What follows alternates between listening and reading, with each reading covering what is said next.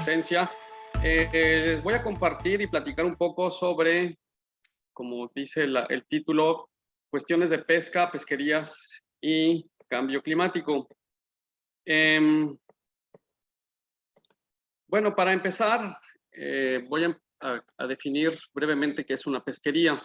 Una pesquería es el conjunto de las especies que se explotan, su hábitat, donde viven, y pues obviamente los pescadores y todas las personas asociadas y actividades asociadas a esta actividad, las embarcaciones, métodos de captura, etcétera, etcétera. Entonces, por ejemplo, de esta manera tenemos la pesquería industrial de camarón en Sinaloa o la pesquería de pequeña escala también en Sinaloa, por decir, ¿no? Que implica diferentes métodos de captura. En México, la pesca es una actividad muy importante.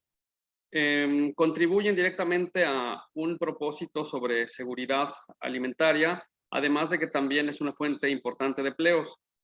Aproximadamente de manera anual se capturan 1.7 millones de toneladas, lo que implica una derrama económica de 35,000 millones de pesos anuales.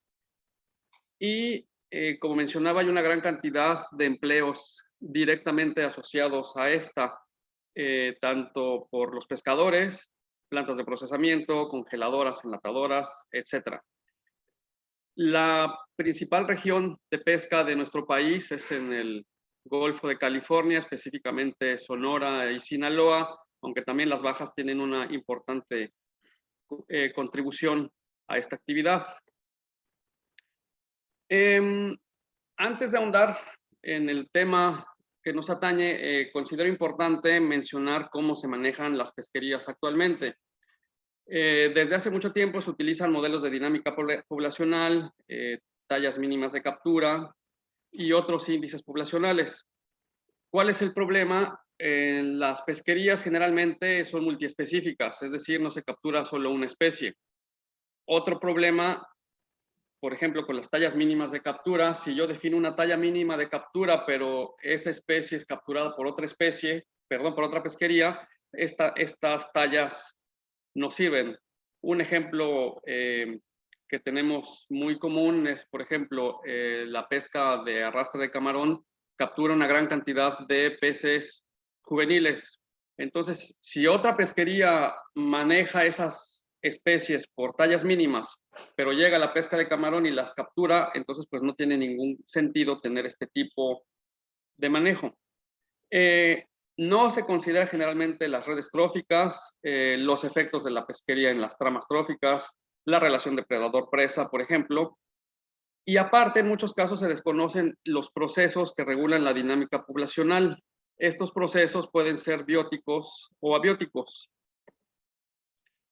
Generalmente e históricamente, pues la ciencia pesquera se enfocó en objetivos relativamente simples, que aunque eran simples en teoría, no evitaron el colapso o la sobreexplotación de muchas pesquerías a nivel mundial.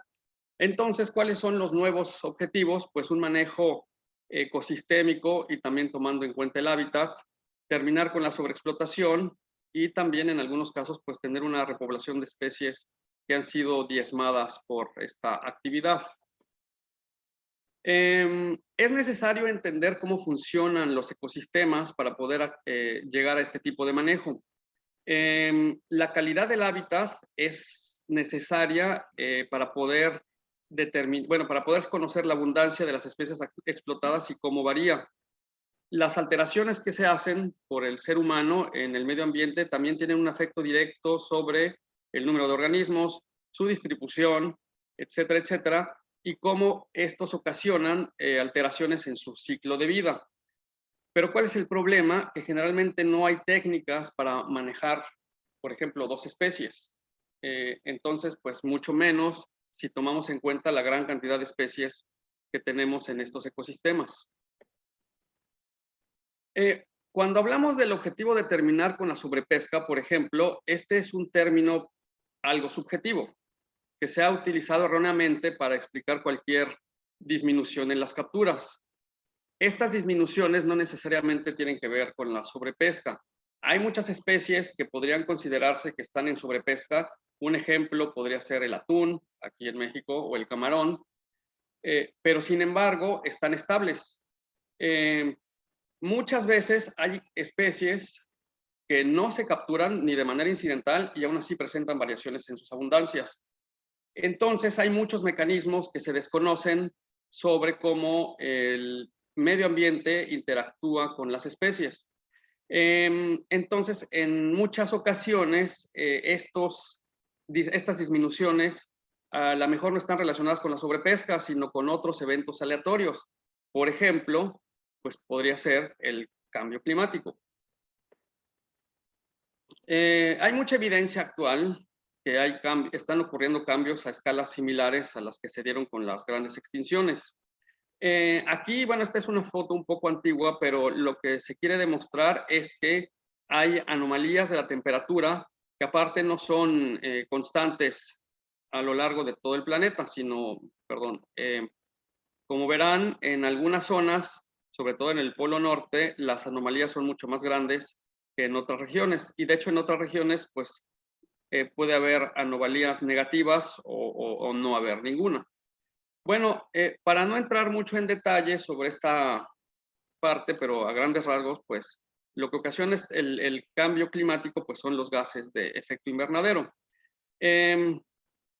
Brevemente, pues, sobre todo el dióxido de carbono, el metano y el ozono, ocasionan esto que básicamente se crea este efecto en donde entra la radiación solar, pero no sale toda la que debería de salir.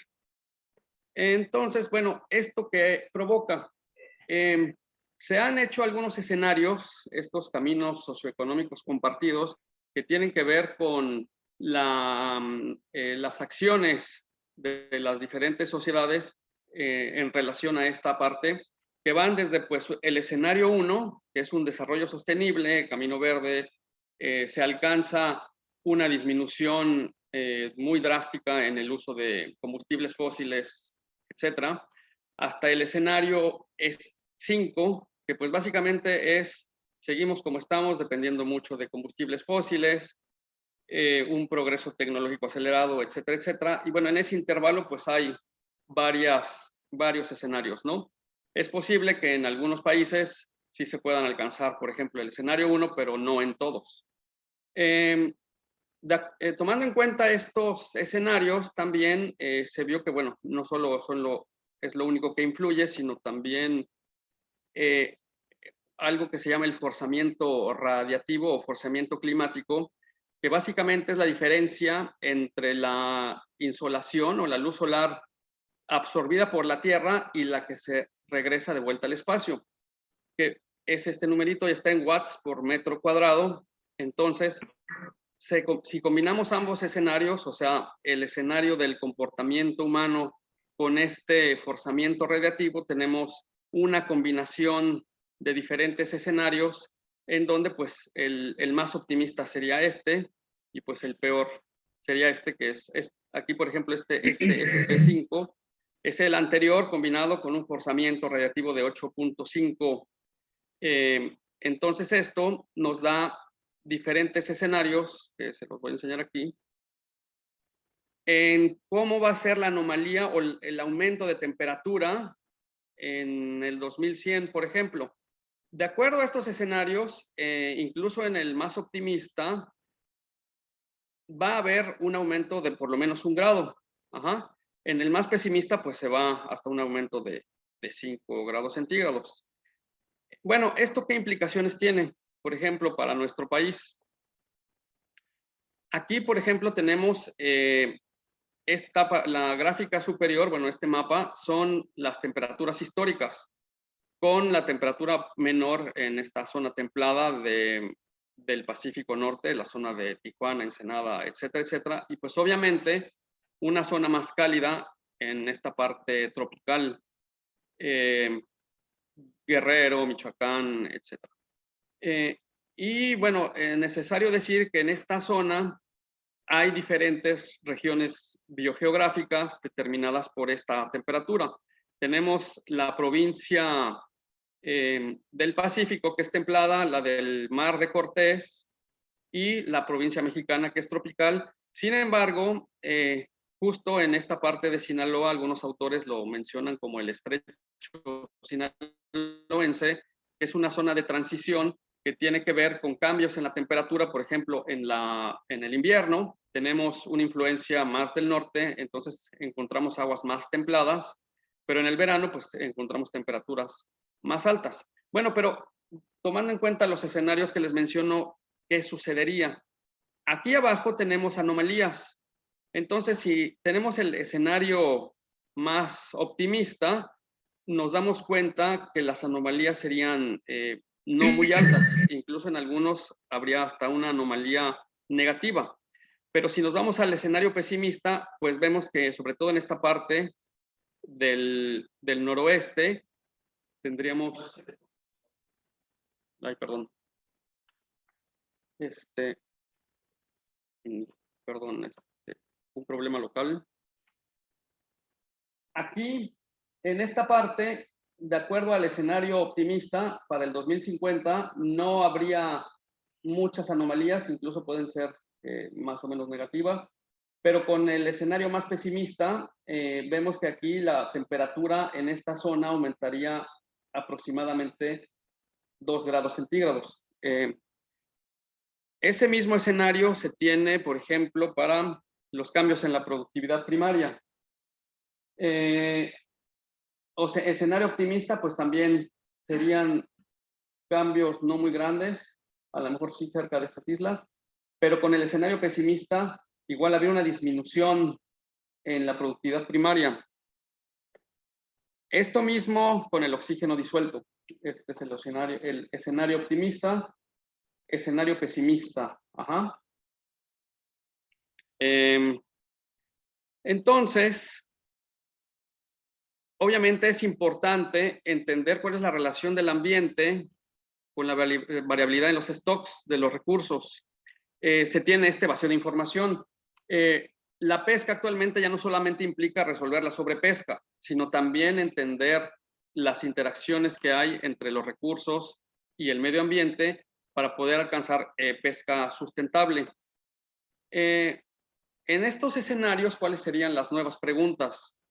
Pues obviamente entender cuáles son los factores ambientales clave que influyen en la estructura y productividad del ecosistema, cómo se afectan estos factores con el cambio climático, cómo van a responder los ecosistemas a esta variación y sobre todo cuáles van a ser las consecuencias ecológicas y su efecto en la economía y bueno, sobre todo en la sociedad, porque pues entendamos que finalmente una pesquería es una actividad económica que la cuestión es que salen a pescar porque va a haber una ganancia. Si no hay ganancia, pues no es conveniente que se lleve a cabo esta actividad. Bien, entonces, ¿cómo se puede? Obviamente, pues es necesario saber si en la zona donde estamos hay cambios efectivos en la temperatura. ¿Cómo se puede determinar esto? Bueno, en algunos casos se tienen registros de antaño. En otros casos hay una manera indirecta de hacerlo mediante otolitos de peces, en este caso otolitos de sardina, que son unos huesitos que están en el oído medio del pez. Sí, estos huesitos, aquí tenemos una foto, son principalmente de carbonato de calcio, pero van acumulando información del agua circundante. Entonces se ha visto que utilizando un isótopo de oxígeno, podemos saber aproximadamente las temperaturas en las que el pececito vivió. Aquí afortunadamente tenemos datos de INAPESCA, con quienes hemos estado colaborando desde los 70s a la fecha.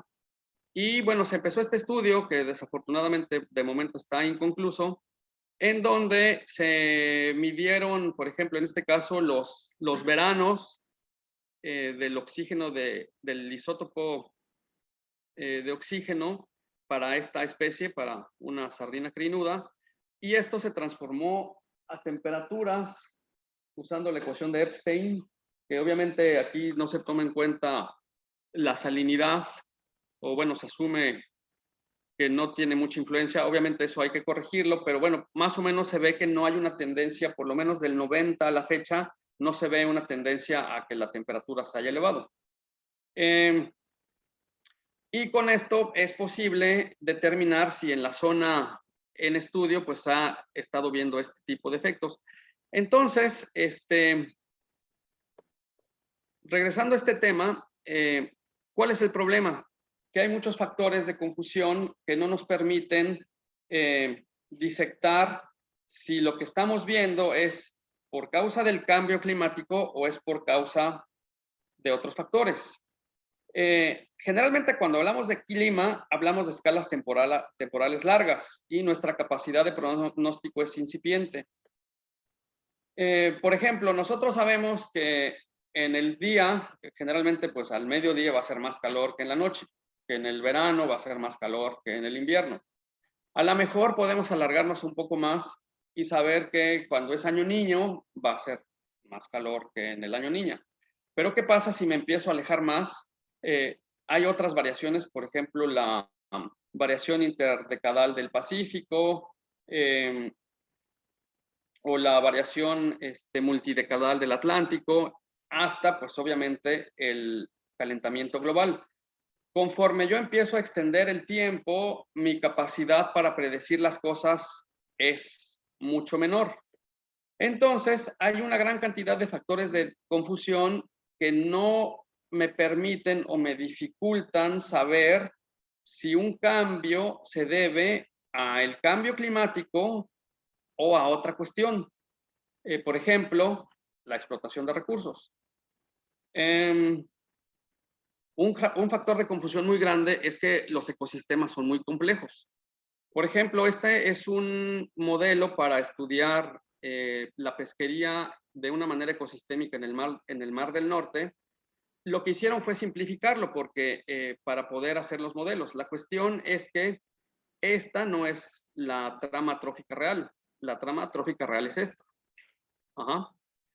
Ahora, ¿qué sucede en un ambiente tropical como en el que vivimos, bueno, en los que están predominantemente en México? Que las tramas tróficas son más complejas, es decir, hay menos abundancia, pero hay más diversidad. Entonces, ¿cómo se ve una trama trófica en un sistema estuarino del Pacífico? Pues es así, ¿no? Entonces, si de por sí es complicado manejar dos especies, cuando tenemos estas interacciones, pues la complejidad aumenta.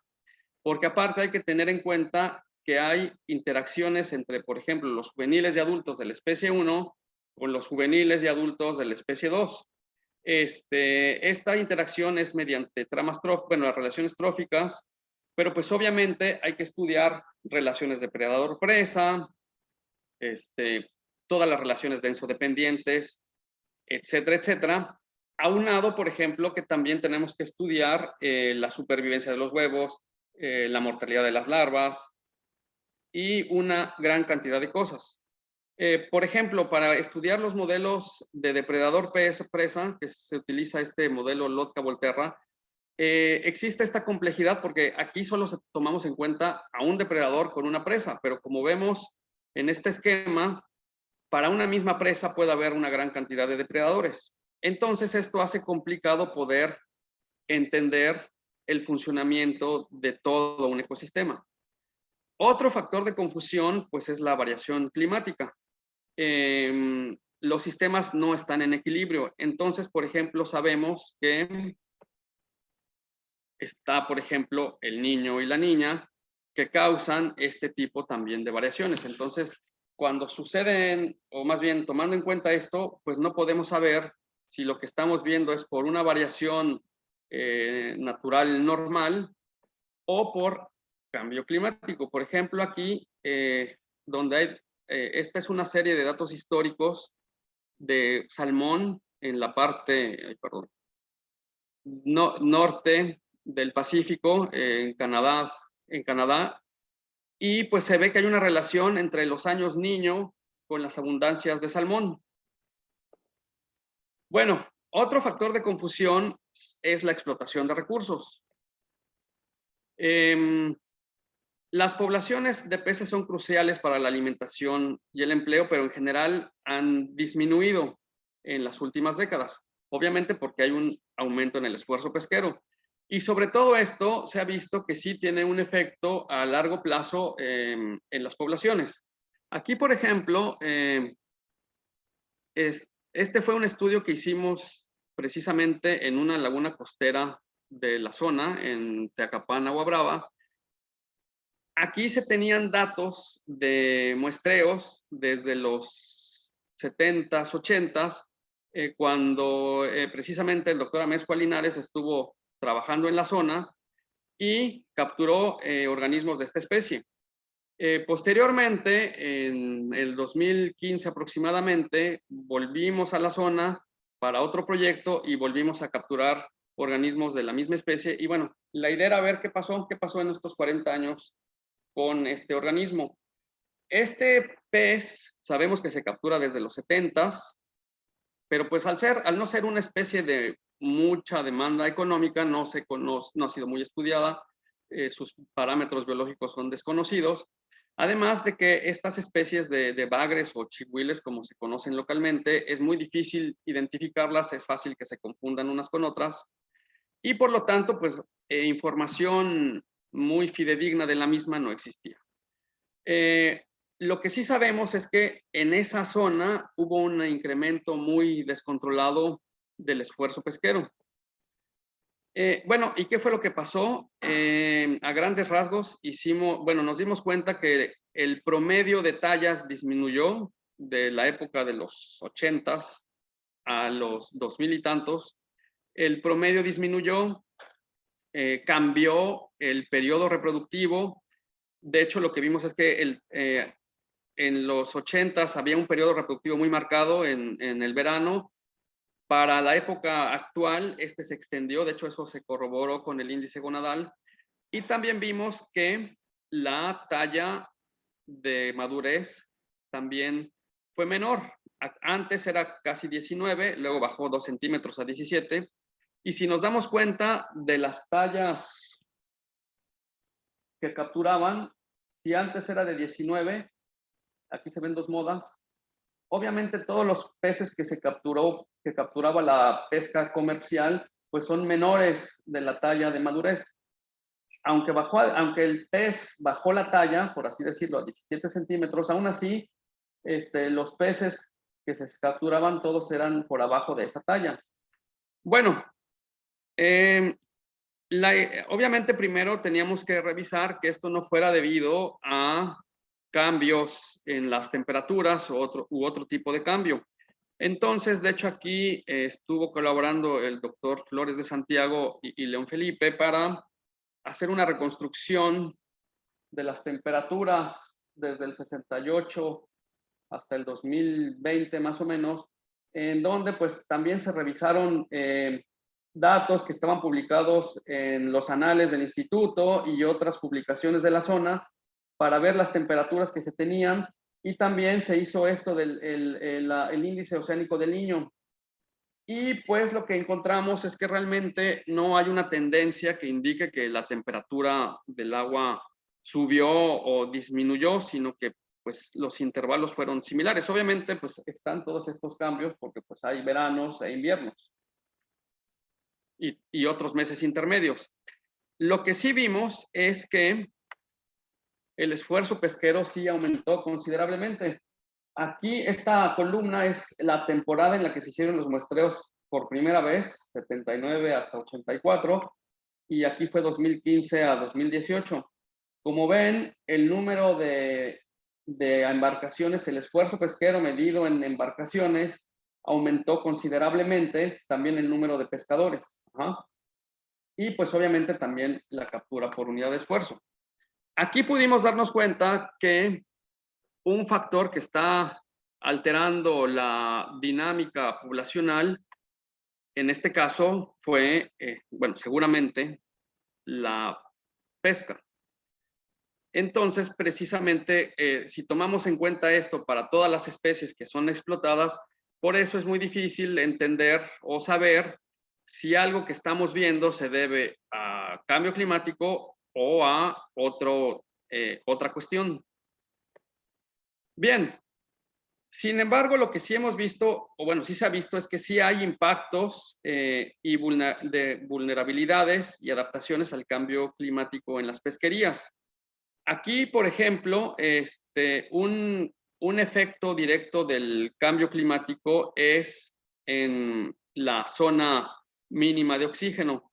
La idea de esta gráfica es que vean esto que está más en azul, son áreas de hipoxia. Y bueno, en teoría con el cambio climático las áreas de hipoxia aumentan. Ajá. Entonces, se hizo un estudio comparativo entre el Pacífico mexicano con esta zona de Australia, donde como verán no hay esta zona de mínimo oxígeno, y se comparó la actividad depredadora de un tiburón azul. Aquí, esto es el tiburón, bueno, capturado en Australia, estos son los que se capturaron aquí, y como verán, la profundidad en la que el tiburón captura sus presas, obviamente es menor en esta zona que acá. O sea, ¿esto qué quiere decir? Que la zona de mínimo oxígeno sí tiene una relación directa con la actividad depredadora, en este caso de esta especie.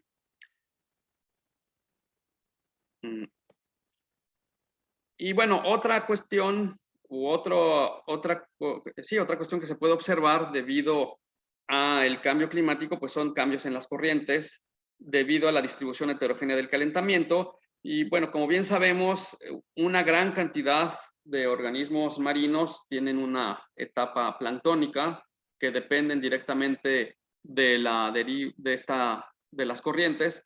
Entonces, ¿qué sucede si cambian las corrientes? Pues es probable, muy probable, que los organismos terminen en otra área. De hecho, eso ya se observó con esta tropicalización de algunos sistemas. Esto fue para Sudáfrica. Y aquí también nos dimos cuenta, digo, no totalmente que se dio una tropicalización, pero sin embargo, como les mencionaba hace rato, dependiendo el autor, aquí tenemos diferentes zonas biogeográficas.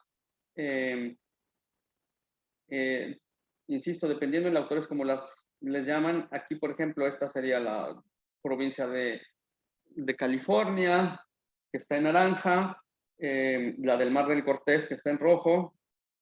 Aquí este es el estrecho sinaloense y la provincia mexicana. Entonces, sí hemos visto también que cambian los peces muy drásticamente entre el verano y el invierno. Y que pues cuando ha habido anomalías en la temperatura debido a la corriente, encontramos peces que no deberían estar ahí porque deberían estar, o sea, por ejemplo, peces que una época hubo una temperatura anómala por el 2001, en donde el agua estuvo más caliente. Entonces encontramos en el invierno peces que deberían ser del verano. Obviamente, cuando las temperaturas volvieron a lo normal, volvió a restablecerse todo. Pero, pues, esto implica que con cambios permanentes esto sí se puede dar. Entonces, para la pesca en México, ¿qué es lo que se sabe? Hay algunos modelos que ya se han hecho, sobre todo por colegas del CIPNOR, en donde se tienen algunas previsiones de qué es lo que podría suceder. Por ejemplo, en el caso de los pelágicos menores, los cambios interanuales y sus tendencias de varias décadas van a seguir siendo los impulsores de esta pesquería. Nos sabemos que estos peces dependen mucho de las urgencias. Entonces, seguramente, pues esto va a seguir la misma tendencia. La pesca del calamar, recientemente ya esta pesquería era muy importante, pero sigue siendo una pesquería oportunista. ¿Por qué? Porque a veces hay y a veces no hay, y realmente últimamente ya no ha habido, ¿no? De hecho, muchos pescadores que tenían barcos dedicados a la pesca de calamar, pues ya no lo sacan porque ya no encuentran el calamar. Entonces va a seguir siendo una pesquería oportunista, y pues obviamente al ser una pesquería de este tipo, pues se limita mucho la posibilidad de construir industrias sostenibles, porque pues no se sabe si va a haber o no va a haber, ¿no? En el caso del atún, pues se considera que es algo muy incierto lo que va a pasar.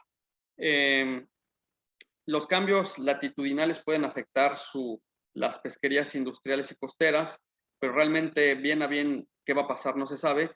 En el caso, por ejemplo, del camarón, que es una de las pesquerías más importantes, se cree que incluso los impactos pueden ser positivos debido a un mejor reclutamiento. Y otro gran problema es las pesquerías multiespecíficas, específicamente las pesquerías de pequeña escala, que están muy dirigidas a pesca de lo que se denomina escama, que realmente son todos los peces que existen en algún lugar. Bueno, estas se pueden adaptar rápidamente a los cambios, o sea, pescan lo que haya, ¿no? ¿Cuál es el problema? Que las comunidades humanas que pescan este tipo de, bueno, que tienen este tipo de capturas, pues generalmente pues están en pobreza, tienen un limitado acceso a recursos y demás. Entonces se ve que, bueno, se considera que van a sufrir bastante en este tipo de escenarios. Ahora, qué se está haciendo? Hay una iniciativa precisamente de gente del SIGNOR y de CIEDO, en Sonora están, si mal no recuerdo, en donde la idea es hacer modelos de distribución de especies. Entonces, se toman los datos ambientales que se conocen para una zona, la presencia de esa especie, y se hace un modelo de distribución histórica. A ese modelo se ponen los diferentes escenarios que vimos de cambio climático y con eso, obviamente tomando, bueno, es necesario conocer una gran cantidad de aspectos de la biología de esa especie, se pueden hacer algunas distribuciones proyectadas, por ejemplo, en este caso para el 2050. En este caso, esta sardina, pues considerando la distribución actual en el escenario más pesimista, pues se ve que su distribución y abundancia va a disminuir para ese entonces. Esto se ha hecho para algunas especies. Entonces, aquí tenemos el cambio de especies en el escenario optimista, acá abajo con el escenario pesimista, y se ve que lo que más se va a afectar, al parecer, va a ser esta zona del Golfo de México y Tehuantepec. Aquí se tienen igual, en este lado es el escenario pesimista, en el escenario optimista. En el escenario pesimista, pues se tiene un gran decremento en varias especies, aunque haya otras que pueden verse favorecidas. Y si se dan cuenta, con el escenario optimista, el número de especies que decrecen es menor. Bien, entonces ya para concluir, el conocimiento actual no permite anticipar cuáles van a ser los efectos del cambio climático en las pesquerías nacionales. Entender el funcionamiento de los ecosistemas no es fácil y bueno, si a eso le sumamos estos efectos, pues es aún más difícil. Las tasas de cambio que estamos viendo son mayores a las tasas con las que los organismos pueden responder. O sea, todos los organismos pueden responder a cambios, como ya hemos visto, por ejemplo, estos cambios en la pesca, que son los que más se han observado, pero también pues la tasa a la que ellos pueden responder parece ser que no es tan alta con la velocidad a la que se están dando estos cambios climáticos. Entonces es necesario entender estos factores que derivaron en una estrategia en la historia de vida, también van a cambiar su estrategia cuando esto suceda. Y pues también tener en cuenta que pueden cambiar por el cambio climático, por la pesca, otras actividades humanas o incluso por una combinación. En el caso de nuestro país, es que pues hay una incertidumbre derivada de todos estos escenarios. Entonces, por ejemplo, hay un problema para los pescadores porque a ellos no les dan crédito ningún banco porque pues obviamente no saben si cuando termine la temporada les van a poder pagar o no. Y pues entran otros factores como los coyotes y demás, ¿no? Y bueno, si tomamos en cuenta el cambio climático, pues eso viene a agravar más la situación. Quizás más que por sus efectos reales, por esa percepción de esta incertidumbre. Entonces, pues también tenemos este problema de una sobreexplotación de especies objetivo o especies de fauna de acompañamiento que se podrían utilizar, pero no se utilizan. Y también en el caso de nuestro país hay muchas especies que se capturan, ya sea como fauna de acompañamiento, pero que no se explotan, o sea, muchas se desechan, ¿no? Bueno, a lo mejor estos escenarios son muy pesimistas, pero bueno, ¿cuáles son las posibles soluciones? Pues tener un enfoque multidisciplinario, es decir, combinar economía y política pesquera y ambiental, desarrollo de teoría ecológica, a tener progresos en modelación, en la modelación matemática y estadística, mejoras tecnológicas, etcétera, etcétera. ¿Y cuáles serían los resultados esperados? Pues entender la naturaleza compleja de todas estas interacciones ambientales a diferentes escalas espaciotemporales y también poder desarrollar modelos de interacciones intra e interespecíficas, entender el comportamiento, la abundancia, distribución, hábitos alimenticios, potencial reproductivo y todo esto con la relación con todos estos cambios ambientales. Y eso es todo. Muchas gracias. Listo. Muchas gracias, doctor. ¿Me escuchan? Sí, ¿verdad? ¿Me escuchan? Sí, te escuchamos. Ah, ok. Muchas gracias, doctor. Le agradecemos mucho, sobre todo por, bueno, este punto específico. No es tan sencillo predecir, pues, el impacto en las pesquerías, ¿no? Aunque quizá tengamos información, pues, predecir qué va a suceder, pues, no es tan sencillo. Pasamos a esta sesión de preguntas y respuestas. No sé si gusten comenzar primero con justo las personas que están ahí en Mazatlán, o si tenemos alguna en el chat, ingeniero, por favor avíseme. No, como te comenté, Denise, van a ser, las de Sí. Mazatlán van a ser por chat. Ah, Ahorita ok. le vamos a dar la Entonces, palabra a María Luisa. ok, adelante. Gracias. Felipe, buenas tardes. Habla María Luisa Machain.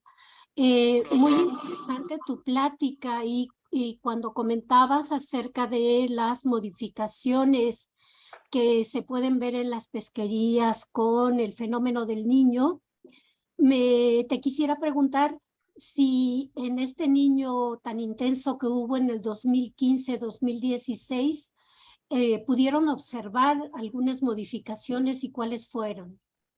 Gracias. Sí, perdón, gracias.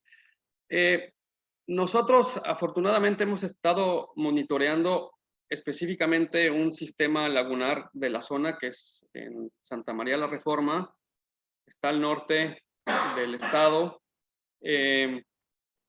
Aquí este es el sistema más grande y yo creo que más importante en cuestión de pesca artesanal o de pequeña escala. Y sí nos hemos dado cuenta que ha habido estos cambios, sobre todo en la presencia de especies, cuando ha habido estos efectos por años niño o niña.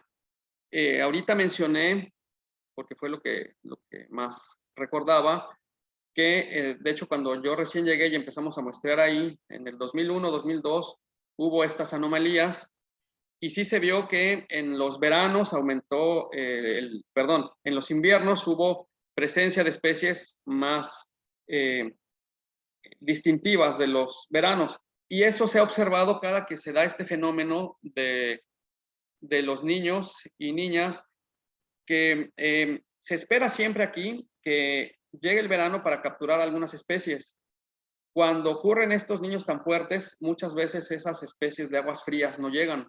Entonces sí se ha visto esta relación, por ejemplo, no llegan corridas de tiburón, las corridas de la sierra, etcétera, que se ha visto que suceden con estos niños tan intensos que han ocurrido.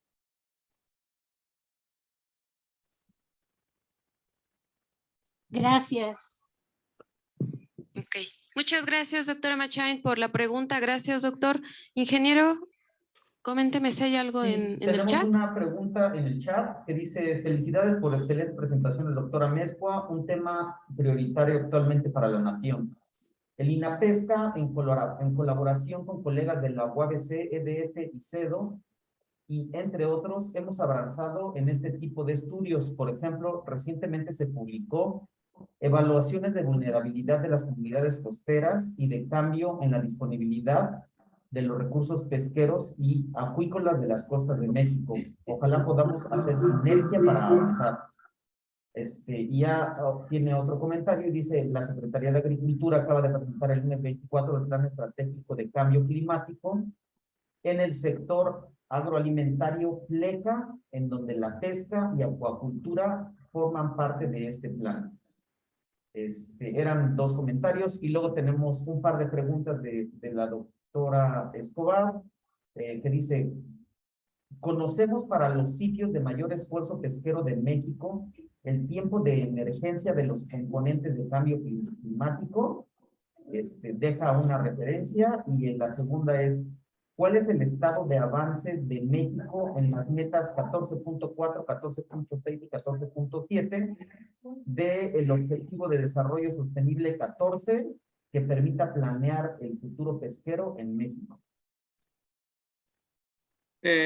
Gracias. Aquí yo creo que, bueno, esa pregunta es difícil contestarla porque sobre todo, si bien tenemos pesquerías que están actualmente manejadas muy adecuadamente y que de hecho las capturas se han mantenido, caso específico el atún, incluso también el camarón, a pesar de todos los problemas que se tienen con la pesca de camarón y toda la fauna de acompañamiento asociada, hay una gran cantidad de especies que ni siquiera se considera su manejo.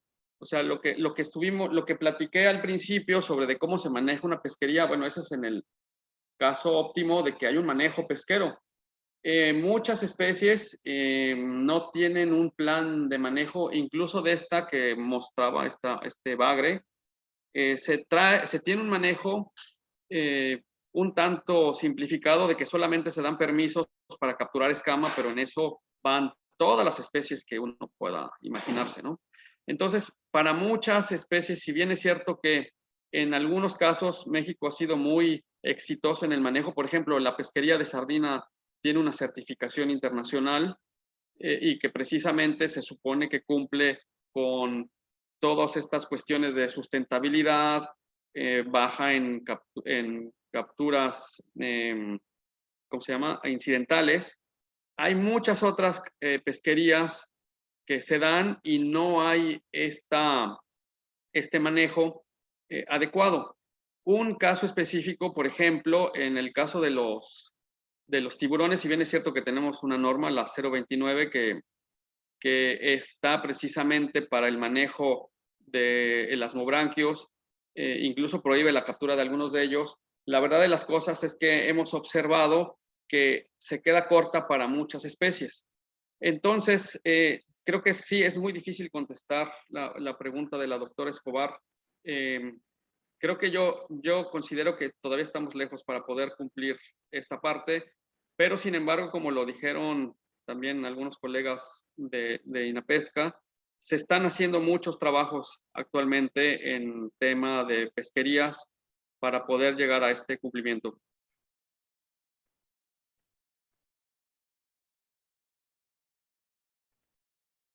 Ok, doctor, gracias por la respuesta.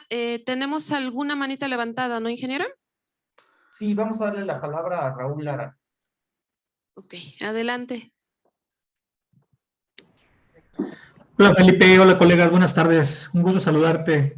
Felipe, excelente presentación. Es un tema prioritario a nivel nacional que tiene que ver que no nada más solo términos académicos, sino en seguridad alimentaria, bienestar y muchos temas que trabajamos desde el INAPESCA, ¿no? Por ahí ya había hecho el comentario, ¿no? De que hemos estado avanzando en conjunto, en sinergia con colegas de la UABC, CEDO, EDF y entre otros, precisamente pues para determinar cuál es la vulnerabilidad de las comunidades costeras y la disponibilidad de los recursos pesqueros, ¿no? Actualmente avanzamos en modelar precisamente ese cambio de distribución y las potencialidades, ¿no? Es decir, de todos los recursos pesqueros, al menos que están dentro de la Carta Nacional Pesquera, que es el instrumento en marco para la regulación de la mayoría de las pesquerías, y un instrumento vinculante, y de ello pues pensamos avanzar en saber cómo afectaría bajo escenarios optimistas y pesimistas sobre todo al sector, ¿no? Porque pues podemos modelar, pero si no mencionamos en términos económicos, sobre todo para los pescadores, pues no podemos saber qué tipo de políticas o si han de orientar esas políticas, ¿no? Yo tengo una pregunta en específico, Felipe. Si aparte del bagre en ese sistema lagunar donde has estudiado, ¿qué otros recursos pesqueros, ¿no? Han podido modelar o generar los escenarios de cambio climático, considerando pues poder sumar esfuerzos, ¿no? Y no trabajar cada quien por su lado, ¿no? No sé si fui muy claro en la pregunta. Gracias. Sí, sí, Raúl, gusto en saludarte. Pues hemos estado reuniendo información desde el 2001 de una gran cantidad de especies, sobre todo en los sistemas lagunares estuarinos del estado, principalmente como mencionaba en la reforma, pero también hay mucha información de Teacapán, Urías, el Huizache Caimanero, y principalmente de lo que tenemos más información es de pues escama, o sea, de escama marina. Recientemente empezamos también a colectar información de tiburones y rayas, pero sin embargo de lo que sí tenemos más idea son de una gran cantidad de especies, bueno, de teleósteos principalmente. Aquí la ventaja del estudio que les mencioné fue que pues se tenían datos desde los 70s. Quizás sea posible poder hacer lo mismo con algún otro organismo, sobre todo utilizando las colecciones del instituto, la colección de peces, para poder ver este tipo de cambios. Como bien sabes, también estuvimos trabajando en su momento con Juan Madrid en toda la fauna de acompañamiento de la pesca de camarón, y actualmente estamos viendo si ha habido cambios en las tallas de organismos que se capturaron hace 20 años con lo que hay ahorita. Entonces, sí estamos viendo varias especies de peces óseos principalmente, y tratar de relacionar eso con los cambios que hemos visto. No sé si contesté tu pregunta. Sí, sí, gracias, Felipe. Digo, no quisiera tomar todo el micrófono al tiempo. Entonces, y han detectado, por ejemplo, o sea, no todo es que a todas las especies les perjudique los efectos del cambio climático. De hecho, incluso para ciertas especies, sobre todo invertebrados o algunas otras que tengan mayor movilidad, benefician, ¿no? Por ahí nosotros hemos empezado a ver, digo, no es una conclusión ya completa, no hecha ley. A la medusa bola de cañón es probable que le beneficie un poco, ¿no? Por ejemplo, para tiburones, el caso de esfírnidos, ¿no? Esfirna lewini en particular, probablemente se esté proyectando en que le beneficie. O sea, ciertas zonas sí, donde originalmente se distribuían, probablemente se desplacen hacia otras zonas, y entonces la operación pesquera cambiaría totalmente su dinámica, ¿no? En ese sentido. Pero bueno, mi pregunta era si han detectado algunas especies que le beneficie estos escenarios de cambio climático. Sí, lo que hemos visto es que en algunos casos la trama trófica incluso es diferente. Por ejemplo, hicimos un estudio con índices de nivel trófico medio. Entonces, lo que se espera, de acuerdo a lo que estudió Pauli y demás, reportaba que iba a haber una disminución en los índices tróficos. Nosotros encontramos que incluso aumentó. Obviamente eso no quiere decir que sea algo necesariamente bueno. Lo que se ve es que cambiaron las especies y, como dices, los pescadores necesitan adaptarse a esto. Entonces, como mencionaba, a lo mejor esto no necesariamente es por efecto del cambio climático, sino por efecto también de las pesquerías. Y ahora también lo que vimos aquí es que, sobre todo en la parte sur de Sinaloa, y tomando en cuenta los datos que se tienen de estudios, como menciono, desde los 70s, 80s, hasta la fecha, no se ha visto un incremento real en la temperatura. como mencioné al principio, y bueno, de hecho aquí está el doctor John Albert, que tiene más conocimiento de esto que yo, es que este calentamiento global no se da de manera homogénea y pues parece ser que hay zonas en donde no es tan evidente, ¿no? Al menos.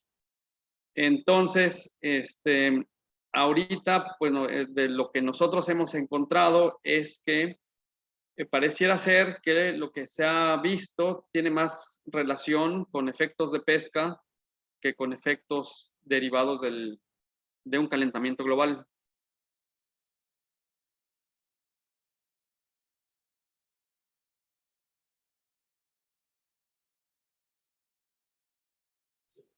Ok. Ya, ¿verdad? Ok. Gracias por la pregunta, Raúl. Vamos con una pregunta aquí en Ciudad Universitaria. Le paso el micrófono, doctor.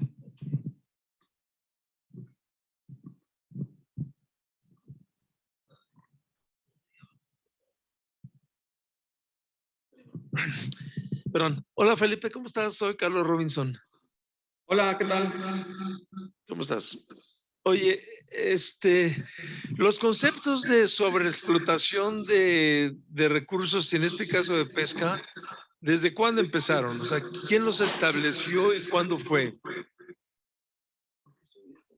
Bueno, pues, si mal no recuerdo,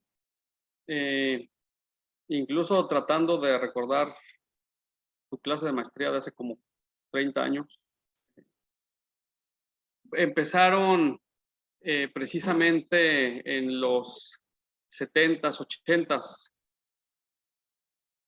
cuando se empezó a ver que, bueno, en el 1800 y tantos se tenía esa idea, ¿no? De que el océano era prácticamente infinito y que pues se podía hacer una extracción muy grande de organismos sin tener ninguna consecuencia. Ya pues desde los 60, 70 que se empiezan a hacer este tipo de modelaciones, se empieza a ver toda esta parte de la sobreexplotación pesquera.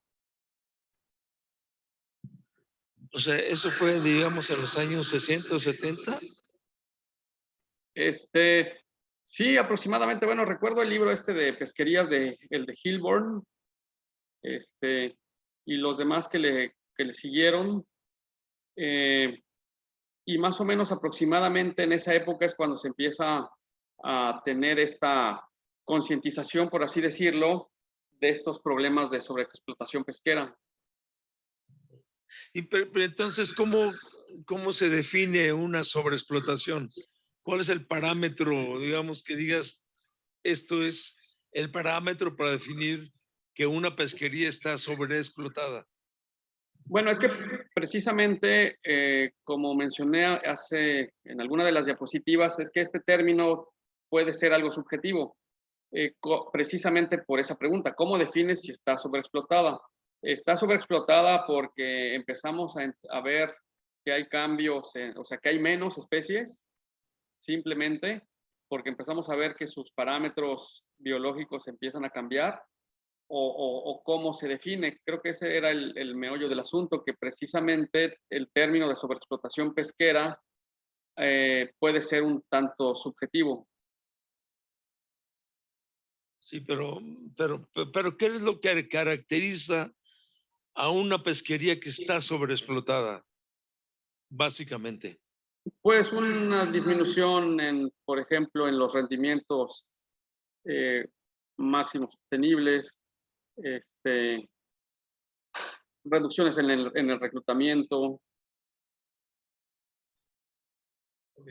Pero digamos que si esos parámetros ya se observaban en los años 60 o 70, ya eran observables en las pesquerías, en algunas pesquerías. Pues mira, es que recuerdo, por ejemplo, que precisamente los 90s, cuando estaba haciendo el doctorado, la pesquería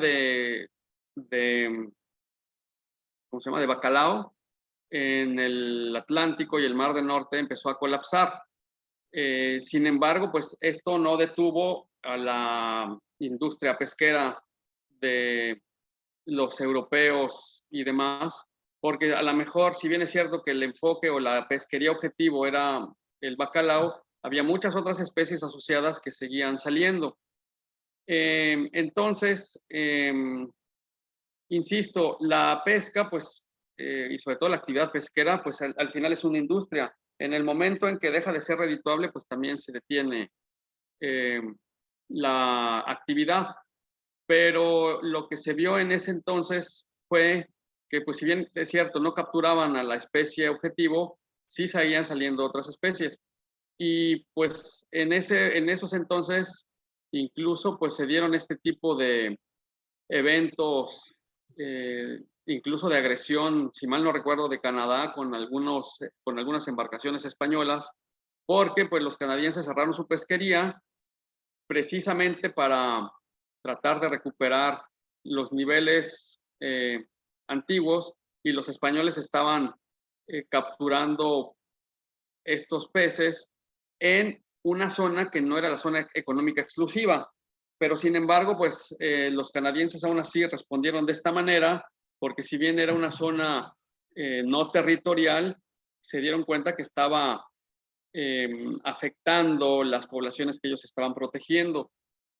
Entonces, creo que la respuesta es un poco compleja porque aunque una pesquería pueda estar sobreexplotada o tener este tipo de indicios, pues es muy probable que pues otras sociedades humanas sigan haciendo uso de las mismas. Bueno, no sé si contesté la pregunta. No, sí, muchas gracias, Felipe, sí le contestaste. Muchas gracias. Gracias, doctor. Ingeniero, vamos cerrando con las últimas preguntas. Ingeniero, ¿hay algo en el chat? Aquí en Mazatlán está el doctor Joan Alberto. Ah, perfecto. Adelante, doctor.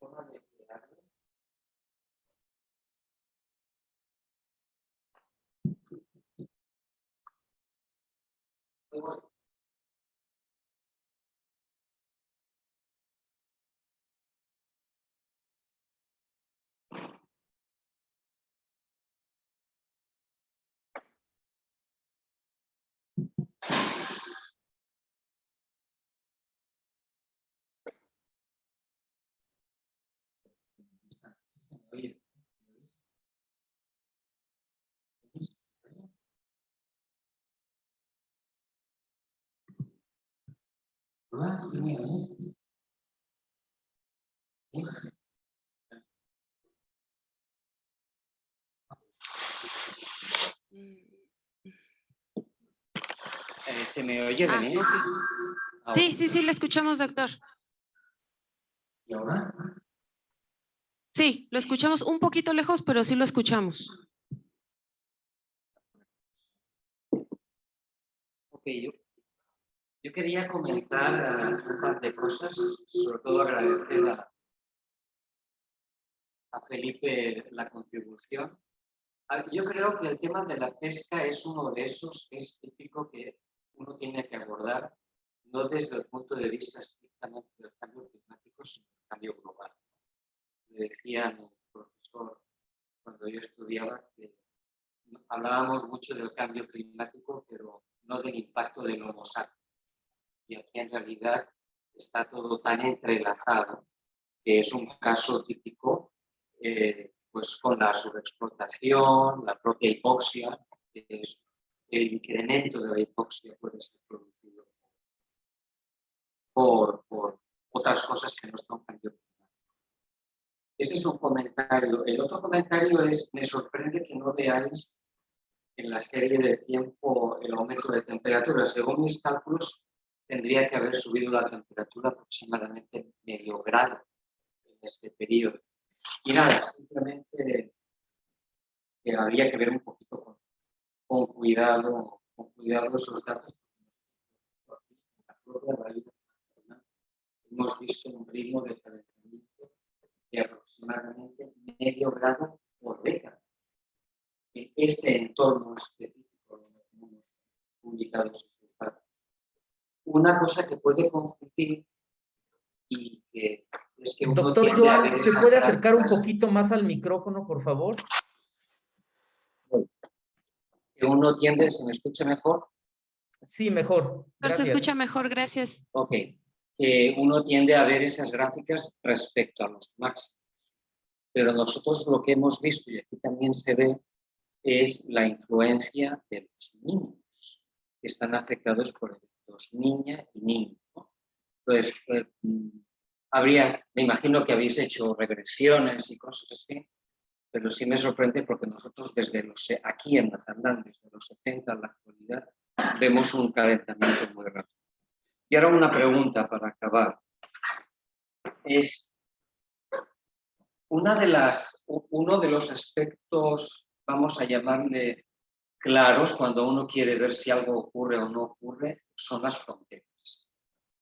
Pero normalmente, o sea, no solamente las fronteras físicas, sino en este caso a nivel de especies, ¿no? Se habla mucho cuando hablamos de cambio climático de migraciones, ¿no? Por ejemplo, y luego de especies exóticas. ¿Hay algún registro a esta latitud donde se vea que realmente están apareciendo, ni que sean temporalmente, especies que son puramente tropicales? Bueno, es que es un poco difícil porque, como menciono, justo en el sur, digamos, de Nayarit hasta Chiapas, Oaxaca, está una provincia biogeográfica que es netamente tropical, que es la provincia mexicana. Aquí, justo también en esta zona, dependiendo del autor, está o la provincia del Mar del Cortés, o puede ser también este estrecho sinaloense. Entonces sí se da un cambio. Por ejemplo, en el verano tenemos capturas de peces netamente tropicales. En el invierno cambia un poco. Bueno, no cambia un poco, cambia mucho, porque de hecho pues la variación de temperaturas aquí es muy alta, ¿no? O sea, a veces hasta 18 grados, quizás en años muy fríos, hasta mayores a 30 en el verano. Entonces, sí se dan esos cambios. Y lo que hemos visto es que de momento no hay un cambio permanente, o sea, todavía sigue habiendo esta variación estacional, aunque sí es cierto que cuando se han visto años niño, sí aumenta el número de especies tropicales, sobre todo en el invierno. Lo que sí hay, igual no sé qué tanta relación tenga con el cambio global, es que hay una gran cantidad de especies, bueno, no una gran cantidad, pero sí hay varias especies invasoras de peces. Específicamente hay tilapias, que antes no había, pero bueno, esto también tiene que ver con la gran cantidad de granjas de tilapia que hay en la zona y que pues, se escapan y empiezan a colonizar muchos ambientes. Este pez del Amazonas, el pez diablo, está también en algunos cuerpos acuáticos. E incluso creemos que en peces de agua dulce de río, que también es una zona que no se ha estudiado, sí ya hay algunas especies de peces dulceacuícolas que llegan con el lastre de los barcos de Asia.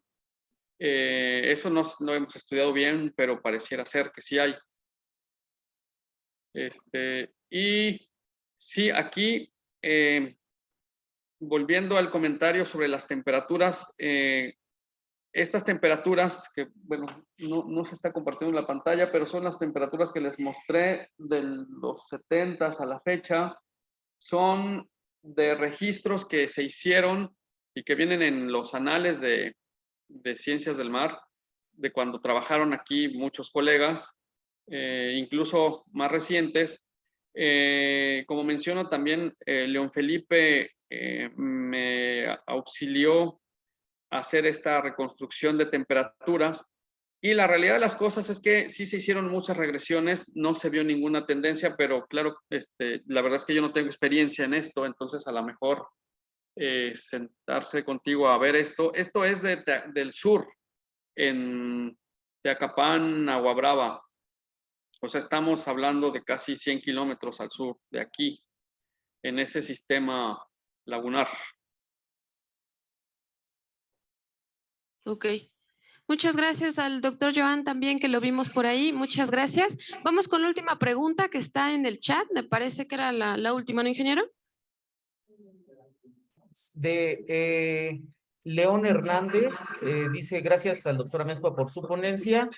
¿Cree que la implementación de las granjas de peces y camarones ayuda a mitigar la sobreexplotación tanto de estos y otros organismos, así como del ecosistema, y por ende contribuir a la disminuir la temperatura del ecosistema?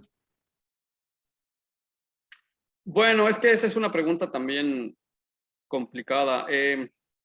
Aquí hemos visto que las granjas, por ejemplo, de camarón, aquí en esta zona del país, hay una gran cantidad de granjas, sobre todo en Sonora, pero pues en Sinaloa también, causan cambios hídricos en los ecosistemas y otro tipo de problemas. ¿Cuál es el problema? Pues que cuando toman agua de los ecosistemas lagunares, se llevan una gran cantidad de larvas, de peces y otros invertebrados. Cuando regresan el agua, pues esa agua está contaminada con, pues pueden ser diferentes, por ejemplo, antibióticos y otro tipo de aditivos que se le ponen a las granjas, obviamente pensando en el bienestar de los organismos cultivados. Entonces, sí se ve que hay muchos efectos en los ecosistemas. O sea, no son la solución de todo.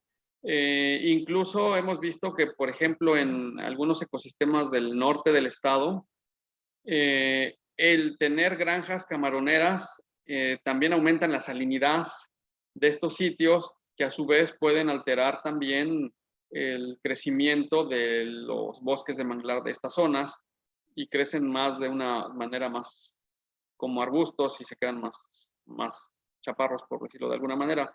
Entonces, sí es cierto que sobre todo la producción de camarón, de tilapia también, puede parecer que ayuda a disminuir estos efectos. También hay que considerar que tienen efectos en el ambiente, y sobre todo cuando se cultivan depredadores, pues esto también tiene un efecto en el alimento que se les da. Entonces, sí, creo que hay que tener cuidado con estas aseveraciones de que las granjas pueden solucionar todos los problemas, porque, bueno, solucionan algunos, pero causan otros. Ok, gracias, doctor. Ahora sí, le prometo que llevamos con las últimas preguntas. Ya estamos cerrando. Tenemos 2 preguntas más. Una aquí en Ciudad Universitaria y me comentan que hay una mano levantada y con eso ya cerramos, doctor. Me dicen que primero vayamos con quien tiene la mano levantada, ingeniero, por favor.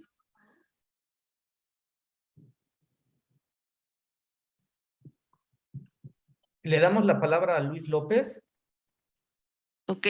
Luis, ¿nos escucha? Sí. Adelante, por favor. Yo quisiera volver brevemente a la pregunta que hizo el doctor Robinson a Felipe. Esto, para recomendar, además de las 2 referencias que he puesto aquí en el mismo platicador, sobre 2 buenas referencias sobre el tema, que creo que harán muy bien para que Felipe tenga una perspectiva un poco más clara de la que nos platicó sobre el tema. Y en lo particular, a la pregunta del doctor Robinson, hay una definición muy clara y sencilla, incluso sin tanta complicación, en la Carta Nacional Pesquera sobre los estatus de las distintas pesquerías. O sea, las pesquerías catalogadas en la Carta Nacional Pesquera pueden estar aprovechadas al máximo sustentable. Esa es la denominación que tienen.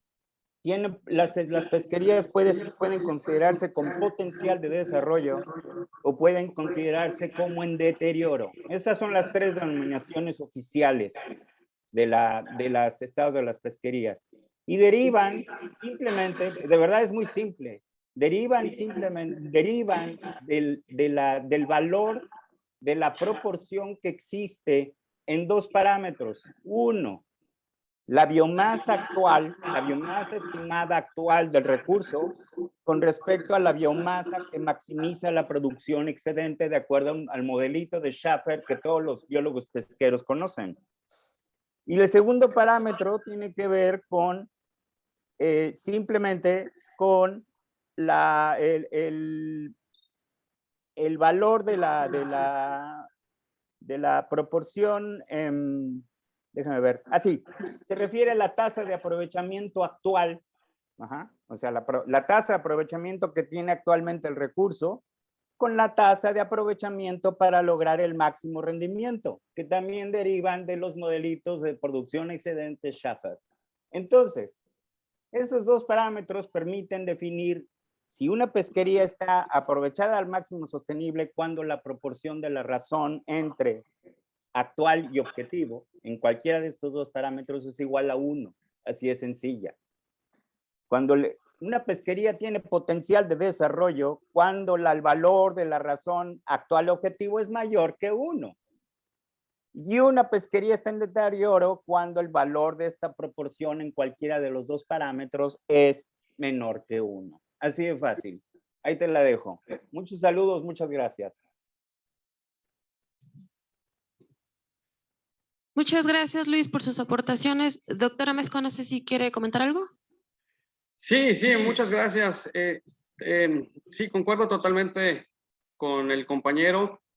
Sin embargo, creo que también el problema es que, por ejemplo, en la Carta Nacional Pesquera se hacen demasiadas extrapolaciones que en la mayoría de los casos distan mucho de la realidad. O sea, se extrapola mucho de esta manera e insisto, esto no toma en cuenta las interacciones con otras especies.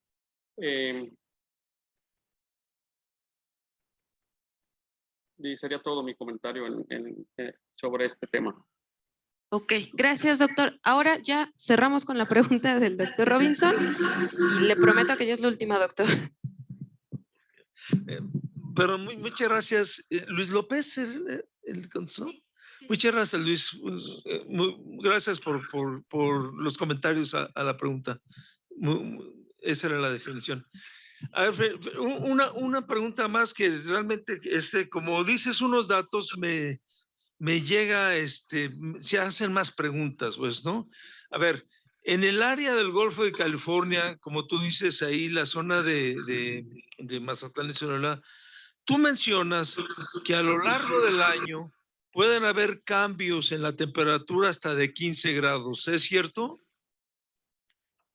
Pues sí, de hecho, digo, en casos extremos sí hemos registrado cambios, por ejemplo, temperaturas en el invierno.